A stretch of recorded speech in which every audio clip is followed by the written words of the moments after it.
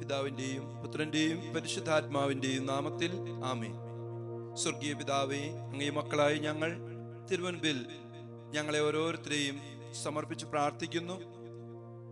ഞങ്ങളുടെ കുടുംബങ്ങളിൽ നിന്നും അതുപോലെ തലമുറയിൽ നിന്നും ഞങ്ങളുമായി ബന്ധപ്പെട്ട ഞങ്ങളുടെ പ്രിയപ്പെട്ടവരായവര് ശുദ്ധീകരണാത്മാക്കളെ എല്ലാം ഈ ദിവസം പ്രത്യേകം ഞങ്ങൾ ഓർത്ത് പ്രാർത്ഥിക്കുന്നു. കർത്താവരുടെ ജീവിതത്തിൽ വന്നുപോയ പോരായ്മകളെ ഇളയവരായ ഞങ്ങളുടെ പ്രാർത്ഥനകളും കാഴ്ചകളും കാരുണ്യ പ്രവൃത്തികളും സ്വീകരിച്ച് അവർക്ക് വിടുതൽ നൽകി സ്വർഗത്തിൽ അങ്ങേ അനവരതം ആരാധിക്കുവാൻ ഈ ശുദ്ധീകരണാത്മാക്കളെ പ്രത്യേകമായി അങ്ങ് അനുഗ്രഹിക്കണമേ, അവരെ മോചിപ്പിക്കണമേ. ആമേൻ. ഈശോയിൽ സ്നേഹം നിറഞ്ഞ സഹോദരങ്ങളെ, നവംബർ മാസത്തിന്റെ 21-ാം തീയതിയായി ഇന്ന് നമ്മൾ ധ്യാനിക്കുന്നത് ദൈവം നമുക്ക് ഈ ലോകത്തിൽ അവിടുത്തെ ആത്മാവിന്റെ അഭിഷേകത്തിൽ ജീവിക്കാനായി പരിശുദ്ധാത്മാവിന്റെ ദാനങ്ങളും വരങ്ങളും നമുക്ക് നൽകിയിട്ടുണ്ട്. മാമോദീസായിൽ നൽകപ്പെട്ട ആ പ്രസാദവരം ഓരോ നിമിഷവും നമ്മൾ ദൈവത്തിന്റെ ശക്തിയിൽ ആശ്രയിച്ച് ആത്മാവിന്റെ അഭിഷേകത്തിൽ വളർന്നുകൊണ്ട് ഈ ദൈവിക ദാനങ്ങള് നമ്മുടെ ജീവിതത്തിൽ സ്വീകരിക്കാനും നമ്മളിൽ വളർത്താനും പരിപോഷിപ്പിക്കാനും ഒക്കെ നമ്മൾ ആത്മാർത്ഥമായിട്ട് പരിശ്രമിക്കണം. പരിശുദ്ധാത്മാവിന്റെ ദാനങ്ങൾ നമുക്കറിയാം: ജ്ഞാനം, ആലോചന, ആത്മശക്തി, അറിവ്, ഭക്തി, ദൈവഭയം. ഒരു ദൈവത്തിന്റെ പൈതൽ ഈ ദാനങ്ങൾ നിറഞ്ഞ് ഈ ലോകത്തിൽ ജീവിക്കണം. എങ്കിലാണ് കർത്താവിന്റെ ആ കൃപ നമ്മളിൽ നിറഞ്ഞ അവിടുത്തെ അഭിഷേകത്തിൽ അവിടുന്ന് നമുക്ക് നൽകിയ ദൈവിക ഛായ നഷ്ടപ്പെടാതെ ദൈവത്തെ മഹത്വപ്പെടുത്തി ജീവിക്കാൻ നമ്മുടെ ജീവിതം മറ്റുള്ളവർക്കും ഒക്കെ അനുഗ്രഹമായിട്ട് മാറാൻ ഇടവരികയുള്ളൂ. ഈ ഒരു മേഖലകളിൽ നമ്മുടെ കുടുംബങ്ങളിൽ നിന്നൊക്കെ മരിച്ചുപോയ നമ്മുടെ ശുദ്ധീകരണാവസ്ഥയിലായിരിക്കുന്ന എല്ലാ ആത്മാക്കളുടെയും ജീവിത മേഖലകളിലൊക്കെ പോരായ്മകൾ സംഭവിച്ചിട്ടുണ്ടാകാം.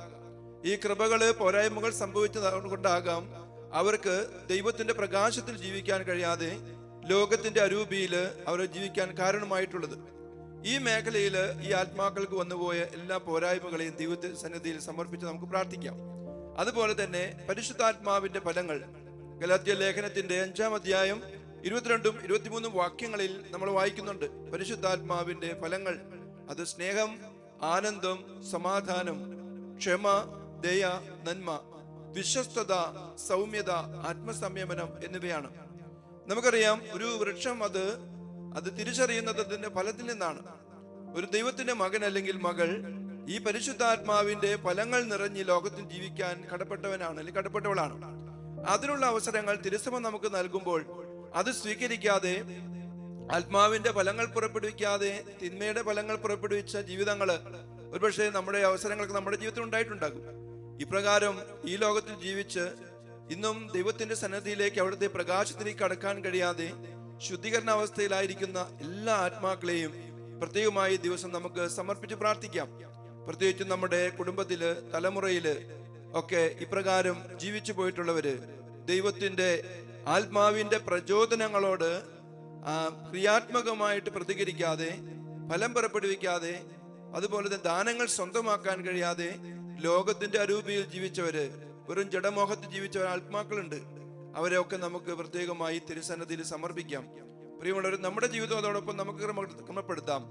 നമ്മൾ ദൈവിക ദാനങ്ങൾ കൊണ്ട് നിറയാൻ, ആത്മാവിന്റെ ഫലങ്ങൾ പുറപ്പെടുവിച്ചുകൊണ്ട് ജീവിക്കാൻ ഈ ലോകത്തിലെ ജീവിതം നമുക്കറിയാം ഒരു സമരമാണ്. ഈ സമരത്തിൽ നമുക്ക് ദൈവിക ദാനങ്ങൾ ആവശ്യമാണ്. ആത്മാവിന്റെ ഫലങ്ങൾ പുറപ്പെടുവിച്ച് നമ്മൾ ചെറുത്തുനിൽപ്പിന്റെ ഒരു ജീവിതം നയിക്കണം. പലപ്പോഴും ഒരു കോംപ്രമൈസിന്റെ, ഒത്തുതീർപ്പിന്റെ ജീവിതമാണ് നമുക്കുള്ളത്. അതുകൊണ്ട് തന്നെ നമുക്ക് ദൈവത്തെ അറിയാനായിട്ട് സാധിക്കുന്നില്ല. നമ്മുടെ നിത്യരക്ഷ എന്ന് പറയുന്നത് നമ്മൾ കണ്ടു. യോഹന്നാന്റെ സുവിശേഷത്തിന്റെ 17-ാം അധ്യായം അതിന്റെ 3-ാം വാക്യത്തിൽ നമ്മൾ വായിക്കുന്നുണ്ട്: ഏകസത്യദൈവമായ അവിടുത്തെയും അവിടെ നയിച്ച യേശുക്രിസ്തുവിനെയും അറിയുക എന്നുള്ളതാണ് നിത്യജീവൻ. ഈ അറിവിന് ആധാരമായിട്ട് നിൽക്കുന്നതാണ് ദൈവിക ദാനങ്ങള്. ഈ അറിവിന്റെ ഒരു ഫലം പുറപ്പെടുവിക്കലാണ് ദൈവത്തിന്റെ ആത്മാവിന്റെ ഫലങ്ങൾ. ഇത് രണ്ടും നമ്മുടെ ജീവിതത്തിൽ ഉണ്ടാകണം. പ്രകാരം യേശുക്രിസ്തുവിനെ അറിയാത്തവർക്ക് നിത്യജീവനില്ല. അത് മുടങ്ങിക്കിടക്കുകയാണ്. നിത്യജീവൻ അവർ മറയ്ക്കപ്പെട്ടിരിക്കുകയാണ്. അവരിപ്പോൾ ശുദ്ധീകരണാവസ്ഥയിലാണ്. ആ മേഖലകളിലൊക്കെ ആ അവസ്ഥയിൽ ഈ ലോകത്തിലായിരിക്കുന്ന നമ്മൾ ഈ മേഖലകളിലേക്ക് തിരിച്ചറിഞ്ഞ ദൈവസന്നിധിയിൽ അവർക്ക് വേണ്ടി പ്രാർത്ഥിച്ച് അവർക്ക് വിടുതലും അതുപോലെ തന്നെ ദൈവസ്നേഹത്തിന്റെ ആഴങ്ങള് തിരിച്ചറിഞ്ഞ് സ്വർഗത്തിൽ അവിടുത്തെ അനവരതം പാടി സ്തുതിക്കാൻ, ആരാധിക്കാൻ ദൈവമായ കർത്താവ് അവരെ അനുവദിക്കട്ടെ, അവരുടെ പാപങ്ങൾക്ക് മോചനം നൽകട്ടെ. നമുക്ക് പ്രാർത്ഥിക്കാം. സ്വർഗീയ പിതാവേ, അങ്ങയുടെ ഏകപുത്രനും ഞങ്ങളുടെ കർത്താവുമായ ഈശോ മിശിഹായുടെ തിരുരക്തം ഇന്ന് ലോകമെമ്പാടും അർപ്പിക്കപ്പെടുന്ന ദിവ്യബലികളോടൊത്തു ചേർത്ത് ശുദ്ധീകരണ സ്ഥലത്തിലെ എല്ലാ ആത്മാക്കൾക്കു വേണ്ടിയും ലോകം മുഴുവനുമുള്ള ഞങ്ങളുടെ തലമുറയിലുള്ള കുടുംബത്തിലുള്ള എല്ലാ ആത്മാക്കളുടെയും മോചനത്തിനു വേണ്ടി ഞങ്ങൾ കാഴ്ചവെക്കുന്നു. ആമീൻ.